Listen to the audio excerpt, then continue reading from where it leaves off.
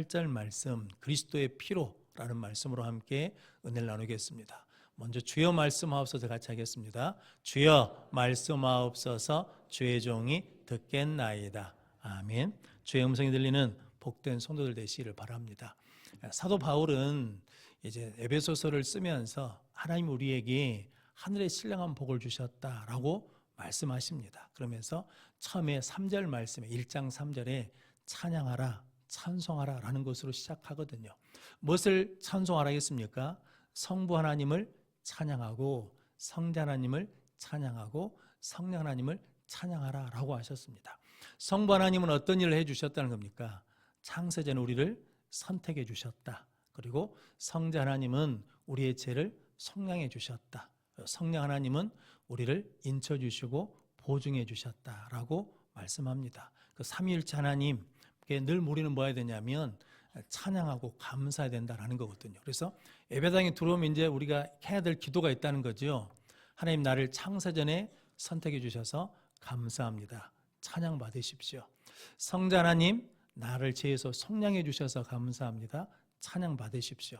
성령 하나님 나를 하나님의 자녀로 인쳐 주시고 보증해 주셔서 감사합니다. 찬양 받으십시오. 그래서 성도 여러분, 예수 믿어도 안 될 수가 있습니다. 예수 믿어도 가난할 수가 있습니다. 예수 믿어도 병이 생길 수 있습니다. 예수 믿어도 실패할 수 있거든요. 그런데 우리는 그때도 성령님께서 그 가운데도 너는 누구라는 겁니까? 하나님의 자녀다. 너는 실패한 인생이 아니다. 너는 하나님께서 함께 하신다 라면서 우리를 뭐 해주시냐면 인쳐주시고 보증해주시고 격려해주신 분이다라는 거거든요. 그럼 성도 여러분, 여러분들이 세상의 기준으로 우리가 잘 됐냐 못 됐냐를 결정하는 게 아니라 나는 하나님의 자녀이고 나는 천국 백성이기에 나는 감사하며 나는 승리한 인생이다 라고 하면서 복되게 살아가는 성도들 되시기를 바랍니다. 그런데 이제 우리는 죄가 들어옴으로 말미암아 허물과 죄 가운데 있었다라는 거거든요. 허물과 죄 가운데 있었기 때문에 무엇을 따라갔냐면 세상 풍조를 따라갔습니다. 공중의 권세 잡은 자를 따라갔습니다. 그리고 육신의 욕심을 따라갔거든요. 그런데 하나님께서 은혜를 주셔서 믿음으로 말미암아 구원받게 해주셨습니다. 그래서 그가 우리를 만드신 바라 선한 일을 위해서 지음받은 자라는 것을 알려주셨다라고 말씀합니다. 그러면서 사도 바울이 기도하는 기도 제목이 있죠. 그게 뭐냐면 지혜와 계시의 영을 주셔서 하나님을 알게 하시고, 그러니까 첫 번째 하나님을 알아야 되고, 두 번째는 우리 부르심의 소망이 무엇인지를 알게 해달라라고 말씀하시고, 우리에게 주신 천국의 기업이 얼마나 풍성한지를 알게 해주시고, 그리고 믿는 자들에게 베풀어 주신 능력이 얼마나 큰지를 알게 해달라라는 거죠. 그래서 우리는 이 땅에 뭘 많이 쌓아둬야 부유한 자가 아니라 실은 우리가 무엇을 가지고 있기 때문에, 하나님을 믿기 때문에, 그리고 우리 하나님의 자녀이기 때문에, 천국을 소유한 자이기 때문에 뭐라는 겁니까? 부유한 자다라고 말할 수 있는 거거든요. 성도 여러분, 돈이 많다고 해서 나눠주는 게 아닙니다. 우리는 지금 그러잖아요. 하나님 로또만 당첨되면 11조 드립니다. 건축헌금 합니다. 선교헌금 합니다. 그러는데 우리는 그 돈이 없어도 하고 있잖아요. 그 돈이 없어도 하시잖아요.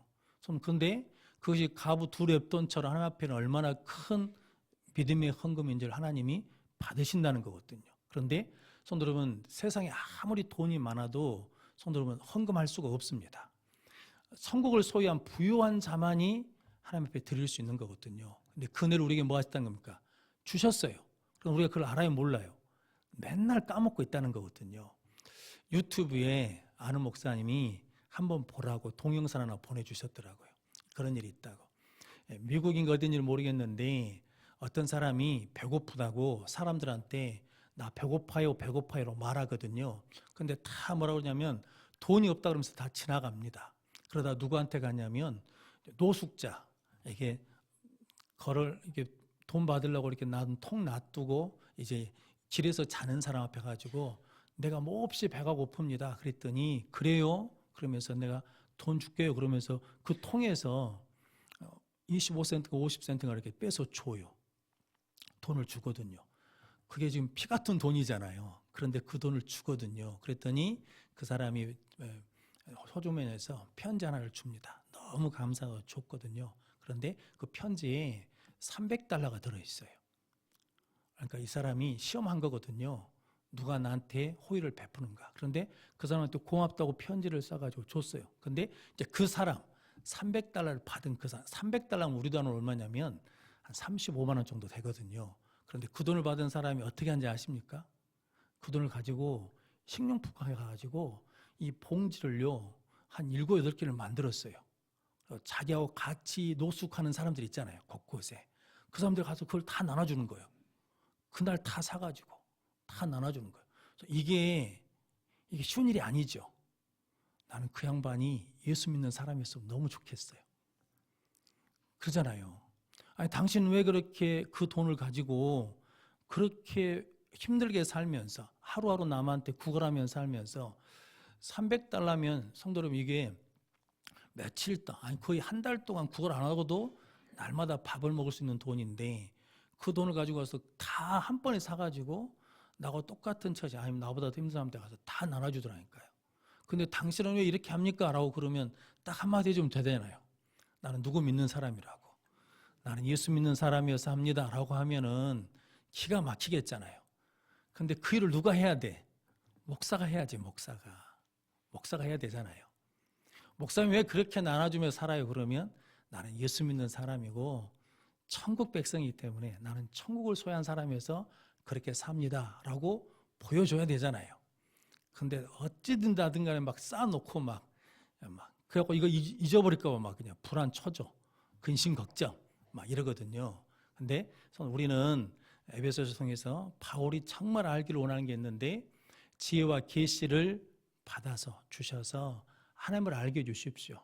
우리 부르심의 소망이 무엇인지, 우리가 받은 기업이 얼마나 풍성한지를 알게 해주십시오. 그리고 믿는 자들에게 베풀으신 능력이 얼마나 큰지를 알게 해주십시오. 라고 그래서 이제 하나님께서를 알도록 하기 위해서 이제 2장에 말씀드린 것처럼 하나님의 은혜로 죄와 허물 가운데서 죽었던 우리를 구원해 주셨다는 거죠. 그래서 이제 우리는 무엇을 따라가지 않아요? 세상 따라가지 않습니다. 우리는 공중의 권세 잡은 자 따라가지 않습니다. 우리는 욕심 따라가지 않습니다. 뭐 따라간다는 거예요? 예수 따라가요. 근데 사순절 기간이니까 예수를 따라가기 위해서 우리가 해야 될 게 딱 하나 있죠.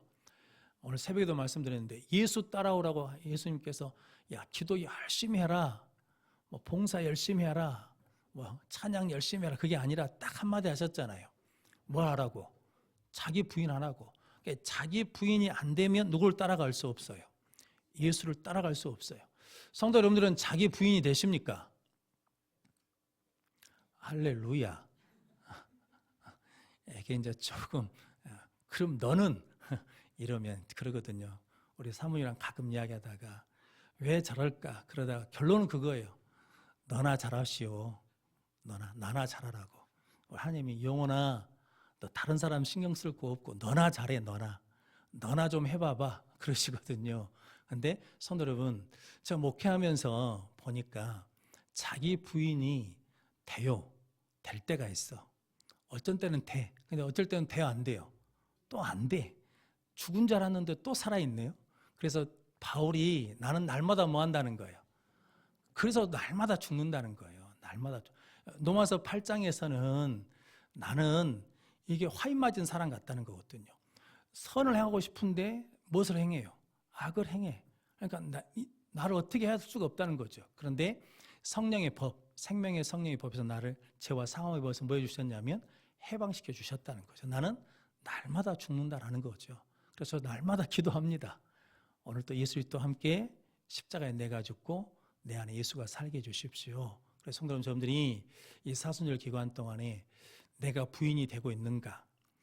자기 부인이 안 되면 지금 우리는 무엇을 쫓고 있냐면 세상 쫓아가 있는 것이고 공중의 권세 잡은 자 쫓아가고 있는 것이고 욕심 쫓아가고 있다는 거죠. 그런데 자기 부인이 되면 계속해서 누구를 쫓아갈 수 있냐면 예수를 따라가는 인생이 된다는 거죠. 그 끝에 가면 성도 여러분, 그 끝길에서 우리가 승리할 수 있습니다.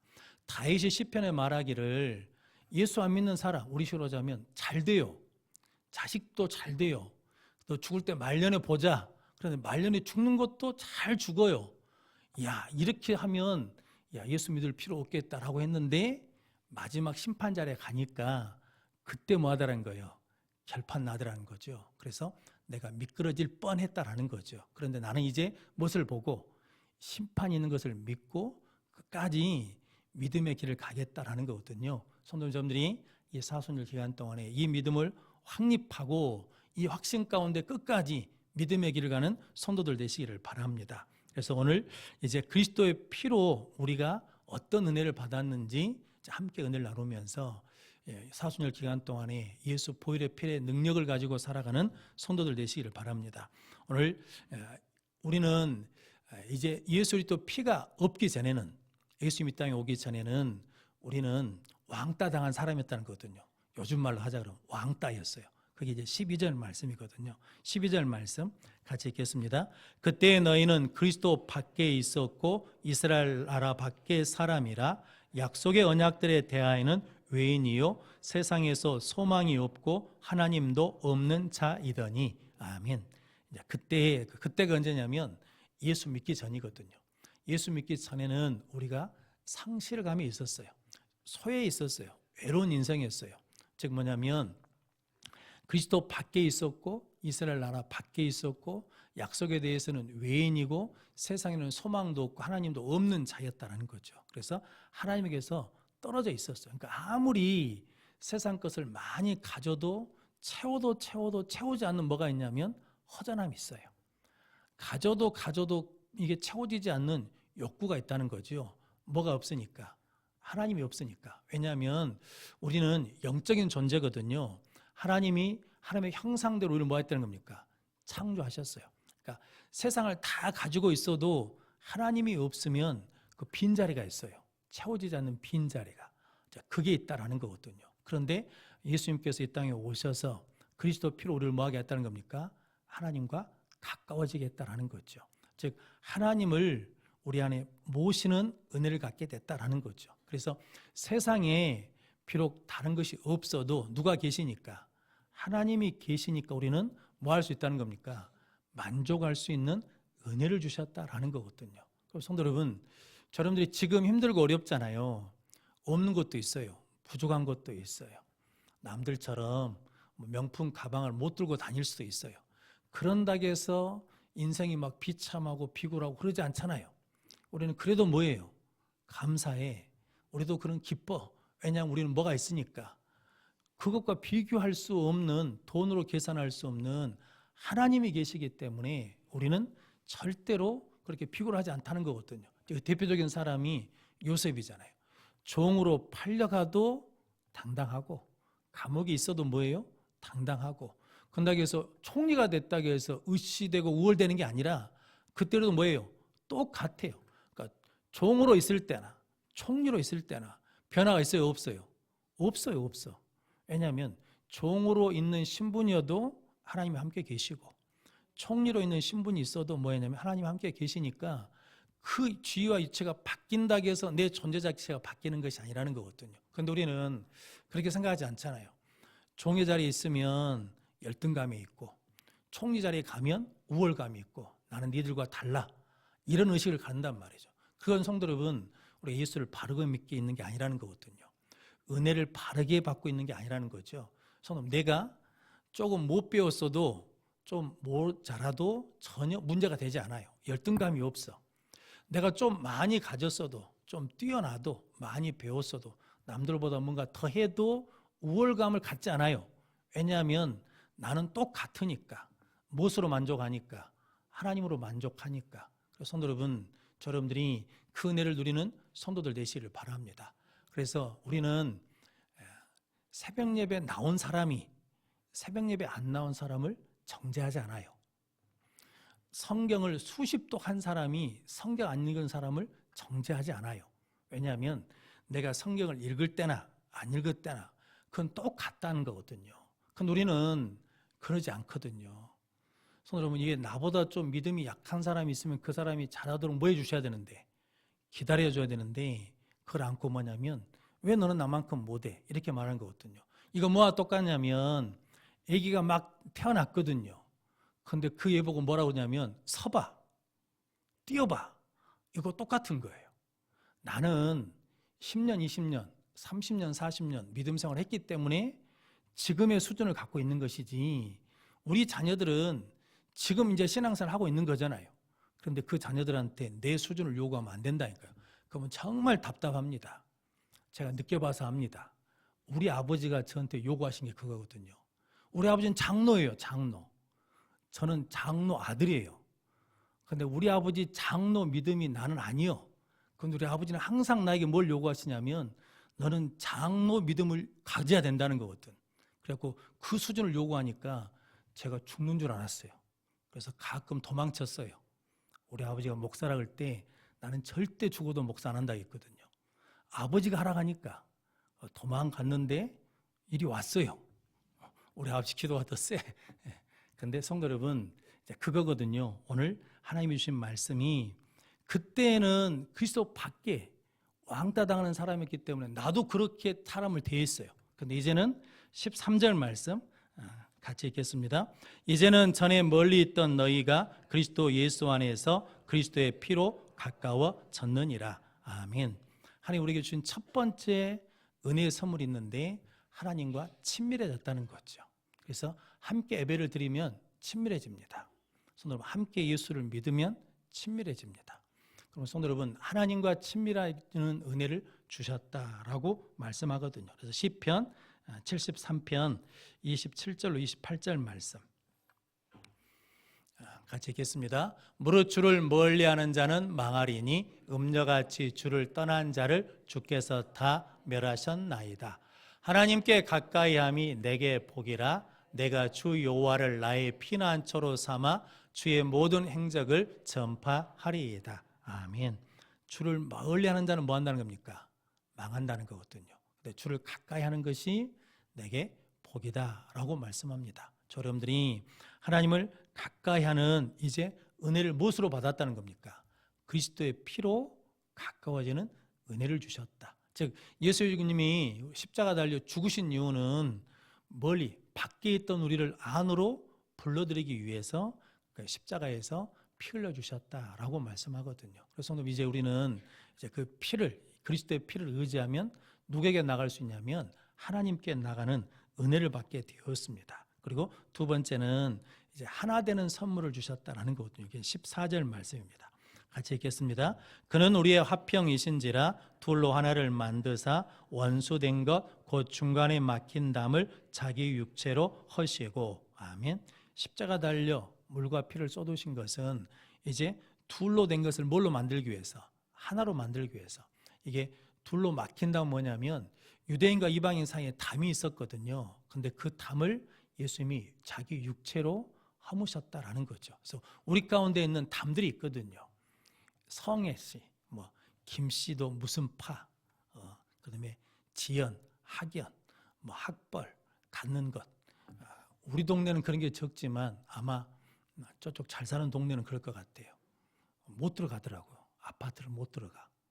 그리고 서울에서는 종종 누세보면 그러지 않습니까? 어디 아파트 동네 애들하고 놀지 마라. 우리 아파트 놀이터에 다른 아파트에 있는 애들이 놀러 오면 안 된다. 라면서 뭘 자꾸 만들어요? 담을 만들어요, 담을. 성도 여러분, 근데 교회는 담을 만드는 곳이 아니라 담을 뭐 하는 곳이란 겁니까? 허는 곳이다라는 거거든요. 근데 성도 여러분, 이게 가난한 사람이 부자한테 가기가 쉽겠습니까? 아니면 부자가 가난한 사람한테 오는 것이 쉽겠습니까? 가난한 사람이 부자한테 가기는 어렵거든요. 그런데 부자가 가난한 사람한테 뭐 해야 돼요? 와야 돼요. 내려와야 돼. 그러니까 성도 여러분, 먼저 된 자, 먼저 가진 자, 많이 가진 자가 뭐 해야 된다는 거예요? 담을 허무는 역할을 해야 된다는 거죠. 그런데 그러지 않죠. 지금 사회는. 가진 자들이 가진 자에 뭘 쳐요? 담을 쳐요. 그래서 그것을 더 견고하게 만듭니다. 그래서 뭐냐면 없는 사람들이 그 담을 넘어오지 못하도록 담을 높이는 거거든요.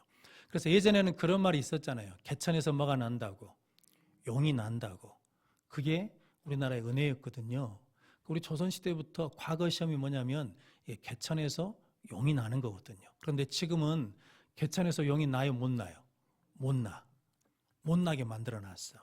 그래서 이게 지금 세상에서는 그렇게 하고 있다는 거거든요. 근데 이제 이것을 우리를 이렇게 돌아보서 생각한다 본다면 성도 여러분, 왜 세상이 자꾸 담을 만들까요? 혹시 우리가, 예수 믿는 우리가, 교회가 자꾸 세상과 담을 쌓으려고 만들고 있는 것은 아닌가? 성도 여러분, 그런다 그러면 예수님이 와서 십자가 달려서 죽으신 두 번째 의미가 뭐냐면, 막힌 담을 뭐하러 오셨는데, 홀로 오셨는데 헐지 않고 자꾸 교회가 담을 만드는 거예요. 너는 나하고 틀려, 안 돼. 너는 나하고 안 맞아, 안 돼. 라고 하면서 자꾸 이렇게 담을 치고 있다라고 그러면, 교회가 담을 치면 세상은 더 높은 담을 치는 거죠. 근데 교회가, 예수님이 그 담을 뭐하러 오셨냐면 홀로 오셨다라는 거죠. 한번 관계가 깨지면 교회 안에서 다시 회복되기가 쉽습니까? 어렵습니까? 어렵잖아요. 근데 원래는 뭐 해야 되는데? 쉬워야 되는데 왜 어려울까요? 그리스도의 피로 예수님이 자기 육체로 무엇을 하셨어요? 막힌 담을 홀로 오셨거든요. 우리는 예수 믿는 사람이잖아요. 그런다 그러면 우리가 막힌 담을 뭘 해야 돼요? 허물어야 되는데 허물지를 않는다는 거거든요. 근데 세상 사람들은 술 먹으면 손놈에게 싸워요. 싸워. 그런데 뭐 먹고 풀어버려요? 술 먹고 풀어버리네. 근데 우리는 성령을 먹고도 뭐 하지 못해요? 풀지를 않아.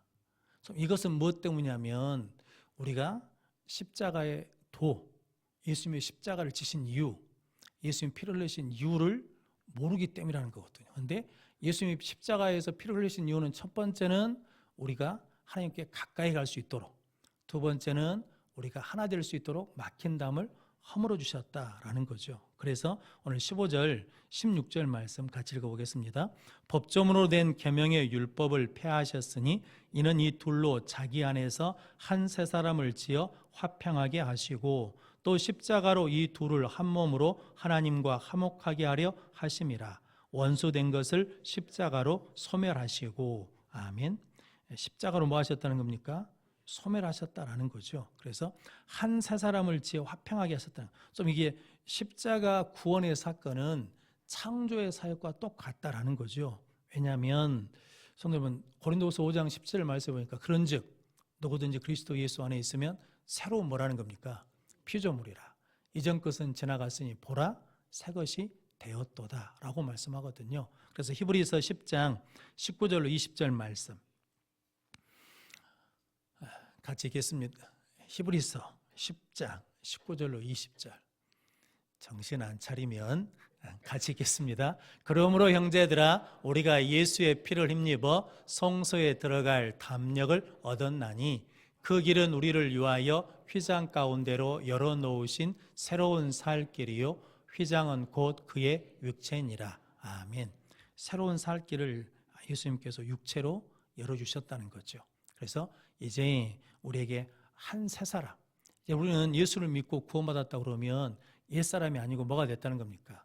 새 사람이 되어서 친밀하게 하고, 그리고 하나 되게 하는 삶을 살게 하신다라고 말씀합니다. 그리고 세 번째 주신 선물이 17절인데 17절 말씀 같이 읽겠습니다. 또 오셔서 먼 데 있는 너희에게 평안을 전하시고 가까운 데 있는 자들에게 평안을 전하셨으니. 아멘. 예수님께서 우리에게 뭘 주셨냐면 위로부터는 평안을 주셨다라는 거거든요. 예수님의 평안을 주시려고 이 땅에 오셨다라고 말씀합니다. 그래서 잘 아시는 요한복음 16장 33절 말씀, 요한복음 16장 33절 말씀 안 써놨다고? 내가 읽어드리겠습니다. 이것을 너에게 이르는 것은 너희로 내 안에서 평안을 누리게 하려 함이라. 세상에서 너희가 환난을 당하나 담대하라. 내가 세상을 이겼노라. 아멘. 누가 평안하라고 말할 수 있냐면 세상을 이긴 분만이, 즉 예수님만이 사망과 죄의 권세를 이기셨잖아요. 그래서 부활하신 다음에 뭐라고 하셨습니까? 평안할지어다, 평안할지어다 라고 말씀하는 거거든요. 그 평안을 주시기 위해서 우리가 뭐냐면 십자가 달려 죽으셨다는 거죠. 그래서 손님, 이제 예수가 나를 위해서 십자가 달려 죽으신 것을 믿는 우리들은 해야 될 게 있다는 거죠. 뭐 해야 됩니까? 하나님과 가깝게 해야 된다, 친밀함을 줘야 된다, 그리고 하나를 만드는 사람, 화목케 하는 직책을 주셨다, 그리고 평안을 주는 사람이다라는 거죠.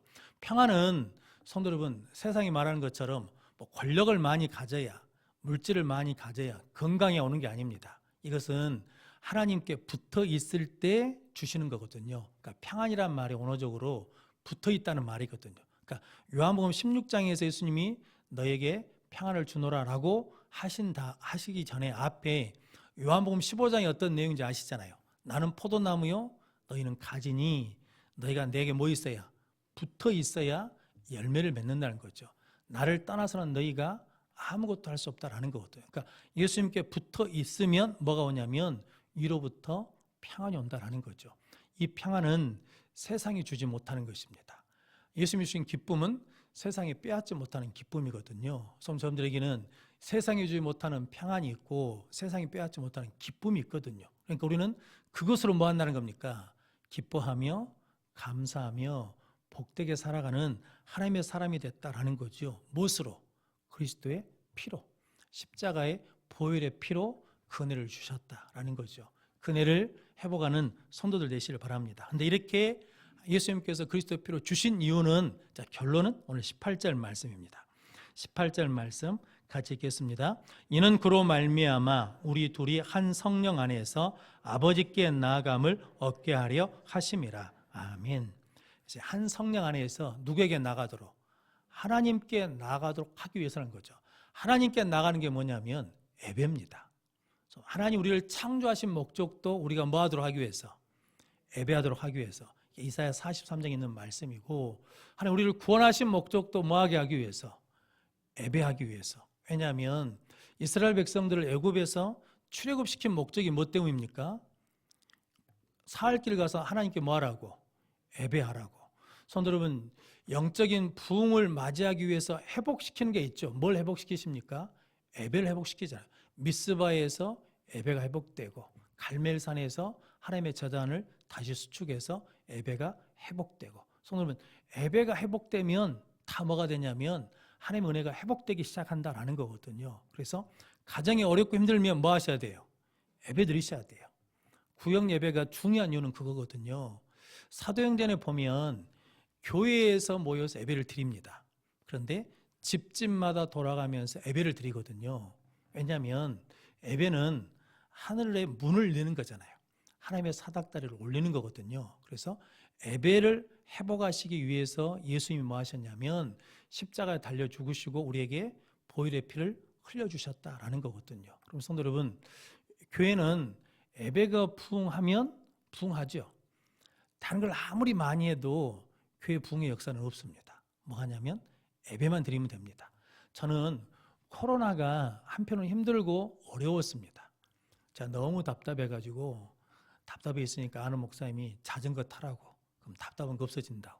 그래서 자전거를 탔거든요. 아무리 자전거 페달을 밟아도 답답해요. 왜냐하면 예배를 못 드리니까. 예배를 드릴 수 없으니까. 그런데 시간이 지나면서 예배를 드리면서 성도 우리는 알고 있죠. 왜냐하면 알곡과 쭉정이가 갈라졌어요. 나눠졌어. 근데 성도 여러분, 이것은 지금 이 땅에서 일시적인 거지만 하나님의 나라가 임하면 정말 알곡과 쭉정이가 갈라질 때가 오잖아요. 그런데 우리가 알곡과 쭉정이가 갈라지는 계기가 되는 게 뭡니까? 예배잖아요. 예배. 예배에 참석하느냐, 예배에 참석하지 않느냐. 그럼 성도 여러분, 신앙생활에서 가장 중요한 것은 뭐냐면 예배거든요. 그래서 어떤 상황이 있어도 어디에 와야 돼요? 예배 자리에 와야 돼요. 왜냐하면 그것이 하나님께서 원하시는 거거든요. 예수님께서 그리스도의 피로 하나님과 친밀하게 하고 막힌 다음을 헐어주시고 그리고 우리에게 평안을 주신 것은 누구 앞에 나오도록 하기 위해서? 하나님 앞에 나오도록 하기 위해서 피를 내주셨다라는 거거든요. 그래서 예배가 중요하다라는 거거든요. 저는 우리 아버지한테 감사한 게 하나 있습니다. 우리 아버지가 저에게 끊임없이 말씀해 주신 게 하나 있거든요. 매일 우유 낙농에서 근무하시면서 주일 되면 사람들이 쉬잖아요. 근데 누구는 안 쉬어요. 젖소는 안 쉬어. 젖소는 주일날에도 젖이 나와요. 그러니까 뭐냐면 누군가 가서 뭐 하냐면 수고해 와야 돼요. 그걸 놔두면 시간이 지나면 상해버리니까 아버지가 가시거든요. 돌아요. 그런데 주일이잖아요. 그런데 돌다가 시간이 되면 근처에 있는 교회 들어가셔서 축도라도 받으려고 들어가셨대요. 그때는 그런가 보다 그랬거든요. 그런데 제가 자라면서 그 말이 계속 제 마음에 새겨졌어요. 축도라도 받으려고 예배 들어가는 우리 아버지 모습.